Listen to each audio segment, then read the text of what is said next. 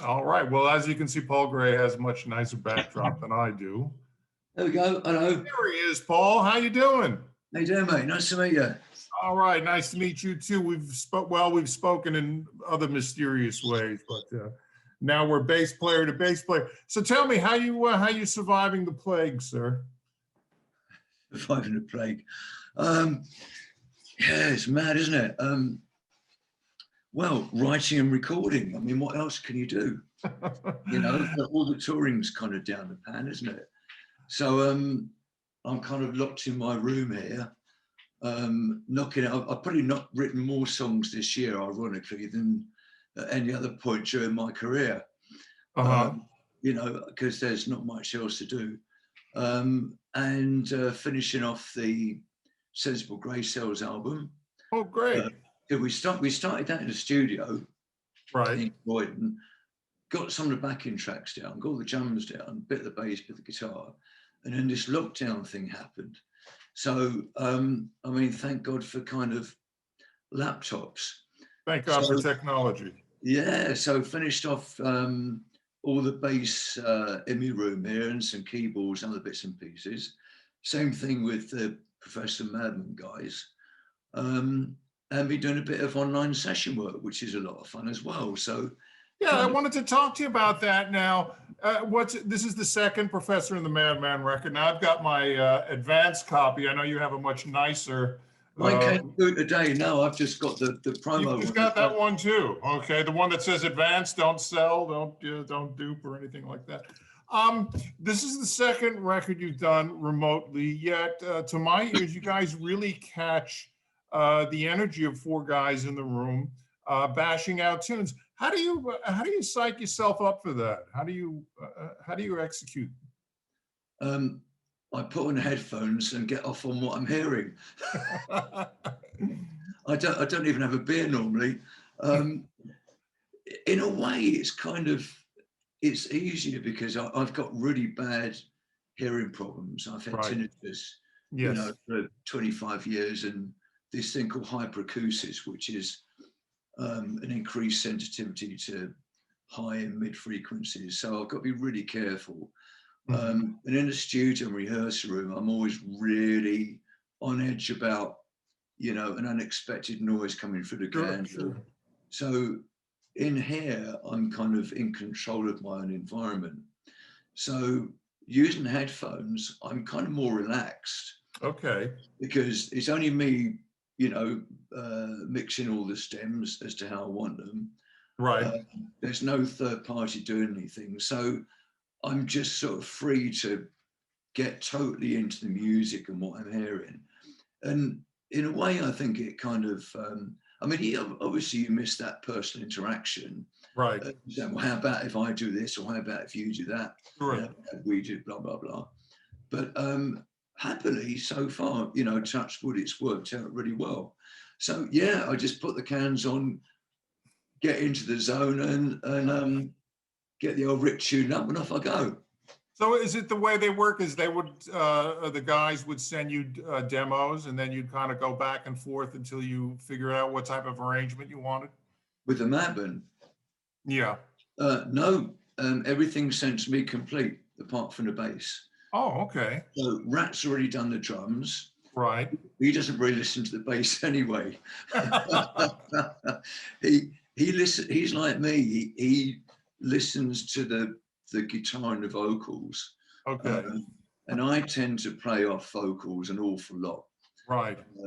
Kind of melody-wise. I'm such a kind of I'm really rubbish singer.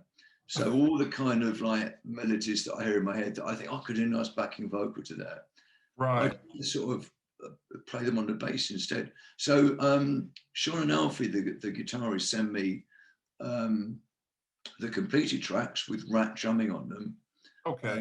Sometimes there's a guy at bass. Sometimes there isn't. So I kind of ignore that anyway. And then, you know, mix all the bits to my heart's content. I send them 2 or 3, sometimes even 4 different takes. Because I could knock out like 10 of anything. I like them so much. Every time I play it, it's a little bit different. Okay. So rather than doing lots of sort of chopping and editing, I'm not really massively into that. I just rather kind of play one pass and get the feel right. There's a few mistakes in it. It doesn't actually bother me. I think feel is more important than, you know, being technically proficient. I've always been like that. Bit too late to change now.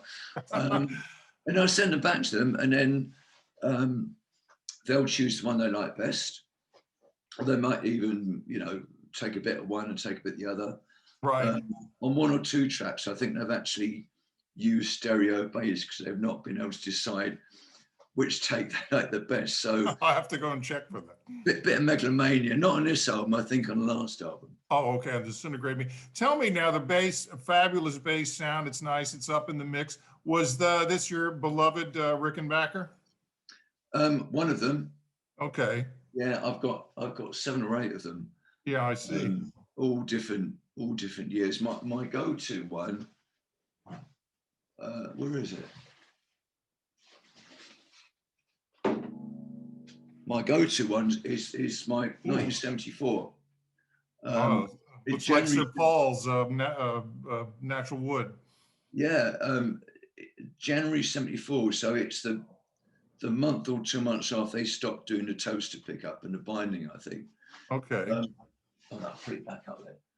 And it's got really pokey output on both the pickups, and it's probably got the widest range of Rick sounds, you know, from the kind of the clank to the growl out of all my basses.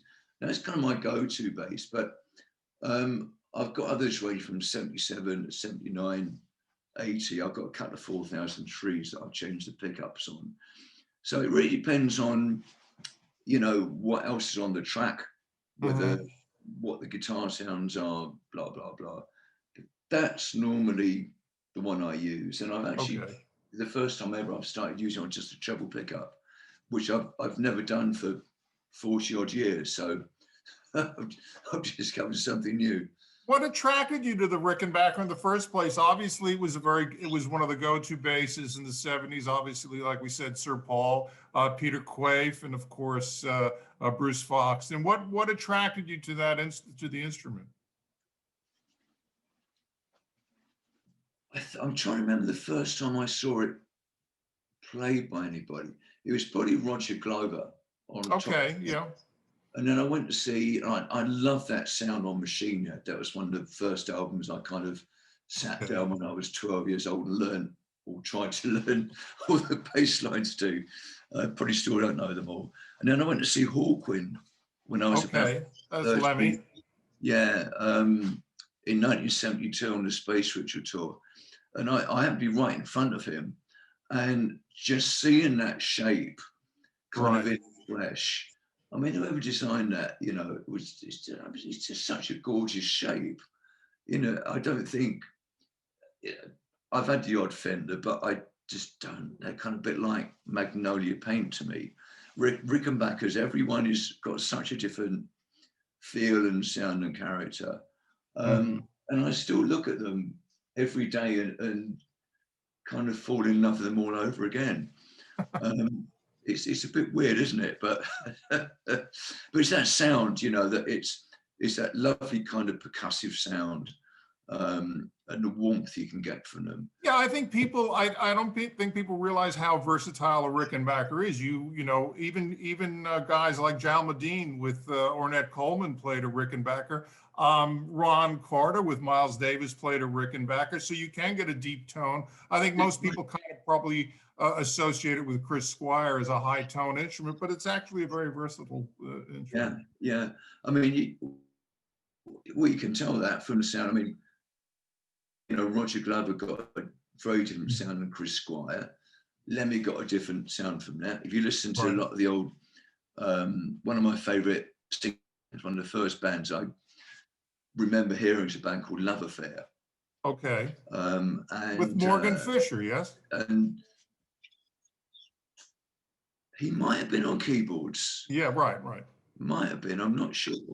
I can't remember I think that had a session bass, but that was a Ricker. I remember asking, we did know with Tony Visconti a couple of years ago. And I remember I thought he'll know whether that was a Rick or not. He said, yeah, that was a Rick with the dampers, flat one strings and the dampers, you know, lovely kind of passive sound.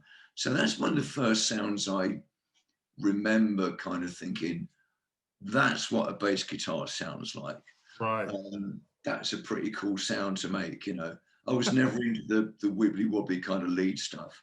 I just like the you know, I've always liked the bottom end one. I learned piano for a couple of years. Okay. And I was always more keen on what was going on the left hand than all the tinkly stuff for the right hand.